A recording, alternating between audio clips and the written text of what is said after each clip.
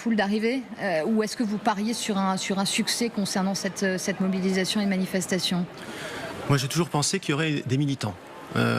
Une partie du peuple de gauche le plus mobilisé et que ça ne dépasserait pas cela. Je me suis posé la question d'un succès plus ample à partir du moment où il y avait la nomination de M. Barnier et qu'on pouvait le présenter comme quelqu'un de vraiment à droite. Mais en même temps, tous les partis de gauche n'y appellent pas. J'aurais voulu juste préciser en plus qu'il y a une question sur l'organisation de cette manifestation. C'est pas un détail, c'est-à-dire à quelle manifestation on va, qui organise. Officiellement, c'est pas la gauche, ce sont des organisations de jeunesse qui l'ont lancé. C'est le mode opératoire des LFI. C'est-à-dire, oui, parce que l'appel a été lancé bien avant la nomination de Michel Barnier et qui consistait aussi en sous-texte aussi à demander la destitution du chef de l'État. C'était un message un peu prolixe. Oui, alors en plus la destitution pose de sacrées questions. Mais déjà, vous avez des organisations de jeunesse qui en fait sont dans la main de LFI, qui lancent un appel. Ensuite, d'autres associations sont censées y lancer. Et in fine, c'est LFI qui se lance. Et on voit que ça débouche sur un discours de Jean-Luc Mélenchon et on fait venir des gens à son discours. Donc tout le monde à gauche n'a pas envie de manifester pour aller écouter Jean-Luc Mélenchon. Et la question de la destitution, je finis là-dessus, dans le contexte actuel, ça signifie une élection très rapidement. Donc la question, c'est pas la destitution, c'est une élection présidentielle très vite.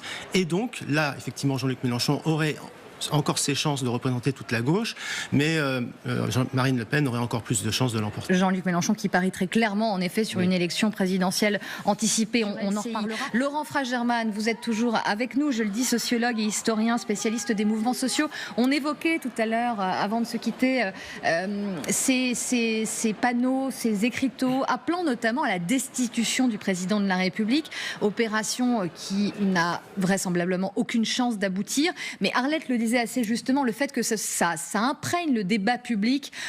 Est-ce que pour vous, c'est déjà une première victoire finalement du camp insoumis ? Oui, parce que le camp insoumis a cette modernité d'être toujours dans la communication, de savoir trouver le terme, l'idée qui va faire un peu le buzz. De ce point de vue-là, ils sont très efficaces. Et le nombre d'abonnés sur les réseaux sociaux, par exemple, est très important.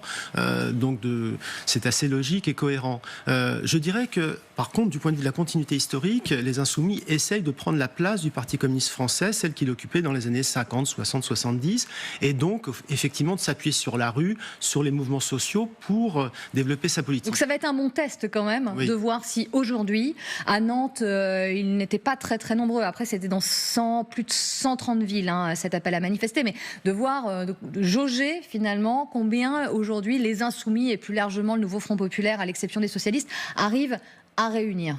Aucun syndicat n'y a appelé. Aucun syndicat. Voilà, c'est ça la réalité du jeu quand même. C'est-à-dire que les Insoumis, on est donc dans un moment très politique. Il n'y a pas de revendication sociale qui apparaît en premier. C'est bien une revendication politique, la destitution. Moi, dans ma salle des profs, j'ai vu une affichette des Insoumis parlant de Gaza. C'était d'ailleurs intéressant parce que il se présentait comme un appel du nouveau Front Populaire. La position du nouveau Front Populaire sur ces questions, c'est la reconnaissance de l'État de Palestine et la libération des otages. Le texte en question, c'était seulement la Palestine.